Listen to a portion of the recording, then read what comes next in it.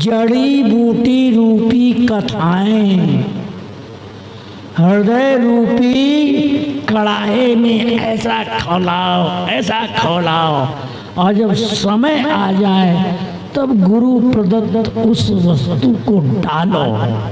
क्या हम कौन है? हम राधा रानी के दास दासी। ये भाव तब डालेगा तो क्या होगा? बोले सोना हो जाएगा।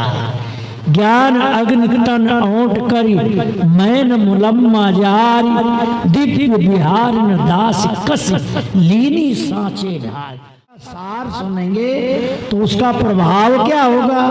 मम कर्ण रसायनम, मेरे कानों में वो कथा का सार रसायन बन करके भीतर प्रविष्ट होगा। अच्छा, प्राचीन काल में रसायनिक होते थे, अब तो ये विद्या चली गई प्रायः, पर ग्रंथों में लेख आता है कहीं कहीं जड़ी बूटियों के द्वारा और सोना बनाने जो बनाते थे उनको रसायनी कहते थे। हमारे प्रकाश दास जी भी ऐसे ही रसायनी थे। स्वामी श्री हरिदास जी के जो शिष्य थे, योग विद्या के द्वारा 1000 वर्ष की उम्र कर ली। सन्यासी होने के बाद स्वामी श्री हरिदास जी की शरणागति ग्रहण करी वृंदावन में। और उन्हीं प्रकाश दास जी ने श्री रसिक देव जी के शिष्य पीताम्बर देव जी के शिष्य किशोर दास जी को कश्मीर में साक्षात दर्शन करके स्वामी श्री हरिदास जी का चरित्र सुनाया और उसके आधार पर किशोर दास जी ने स्वामी श्री हरिदास जी का चरित्र वर्णन किया निजमत सिद्धांत में। तो वो भी रसायनी थे। जड़ी बूटियों के द्वारा सोना बनाने, उसमें एक विशेष प्रक्रिया होती थी कि सोना बनाने की प्रक्रिया भी गुरु जी से सीखी जाती थी।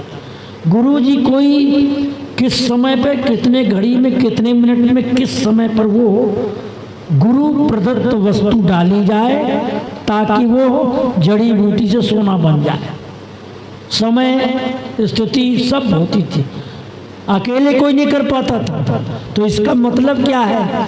जड़ी बूटी रूपी कथाएं हृदय रूपी कड़ाहे में ऐसा खौलाओ और जब समय आ जाए तब गुरु प्रदत्त उस वस्तु को डालो।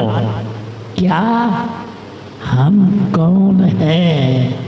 हम राधा रानी के दास दासी। ये भाव तब डालेगा तो क्या होगा?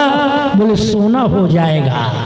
ज्ञान अग्नि तन ओट करी मैन मुलम्मा जारी दिव्य बिहार न दास कस लीनी सांचे ढाल। तो कथा सारम, कथा का सार सुना। कथा तो हमने बहुत सुना दिया, पर यही पता नहीं पड़ा कि राम कौन है, रावण कौन है। कथा तो बहुत सुनाया, परंतु कथा का सार समझ में नहीं आया। भक्ति ज्ञान वैराग्य भवाटवी और पुरंजनोपाख्यान सुना दिया। अब पुरंजनोपाख्यान क्या है, भवाटवी क्या है, भक्ति ज्ञान वैराग्य क्या है, यही समझ में नहीं आया तो कथा का तात्पर्य क्या रहा? तो कथा सारम, हर एक कथा का सार होता है। इसमें नाभाजी महाराज ने क्या सार वर्णन किया, इसमें क्या ध्वनि प्रकट हो रही है कि आप बहुत भजन कर रहे हो, बहुत साधन कर रहे हो, लेकिन ध्यान रखना आपने व्रत किया है, आपने नियम ले रखा है, और यदि ठाकुर जी का प्रसाद भोग लगा हुआ, तुलसी डला हुआ अधरामृत प्रसाद आपके सामने आ जाए तो याद रखना व्रत रहते हुए भी और हस्तामल, हाथ में आंवला जो रख दिया जाता है, इतना प्रसाद लेने से व्रत कभी भी भंग नहीं होता।